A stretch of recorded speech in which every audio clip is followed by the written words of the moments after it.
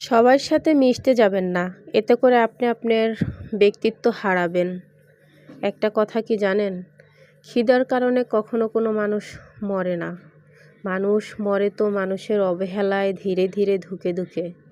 মানুষ সব কিছু সহ্য করতে পারে, কিন্তু তার প্রিয়জনের অবহেলা মানুষ কখনো সহ্য করতে পারে না। আমরা যার কাছ থেকে যত বেশি আশা করি, ওই মানুষটা আমাদেরকে তত বেশি ঠকায়।